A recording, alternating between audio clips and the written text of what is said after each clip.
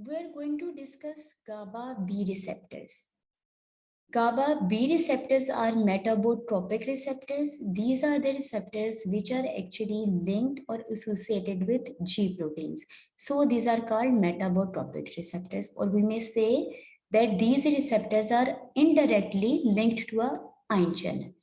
As a result of activation of these receptors, there are two possibilities. Either there will be inhibition of calcium channels or there will be activation of the potassium channels. Now, these receptors are present both presynaptically and postsynaptically.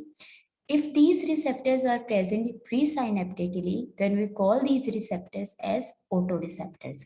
So, if these receptors are present presynaptically, in that case, activation of these receptors by GABA will result in inhibition of voltage-gated calcium channels, and as a result, there will be decrease in neurotransmitter release. While if these receptors are present post-synaptically, then in that case, there will be activation of potassium channels.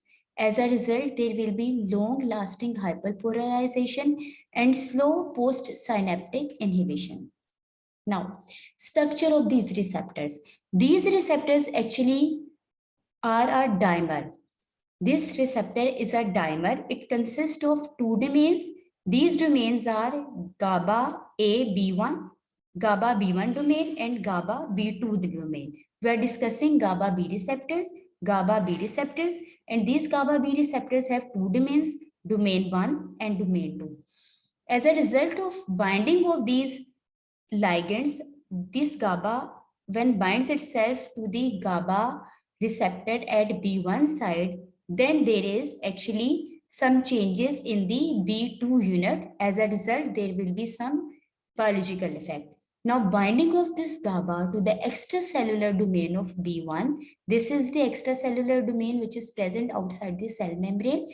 As a result of binding of GABA to this site, that is to B1 unit, there is alteration of the B2 subunit. There will be some allosteric change in B2 unit, and this B2 unit is actually coupled to the G proteins.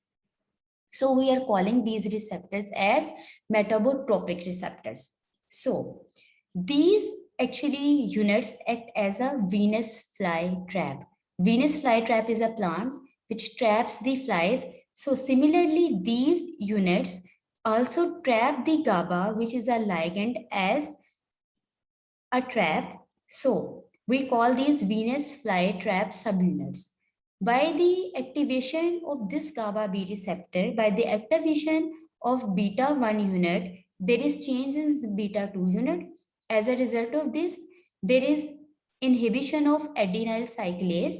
Due to this inhibition of adenyl cyclase, there is activation of potassium channels, and then there is decreased calcium conduction. As a result, there will be decrease in neurotransmitter release and action potential.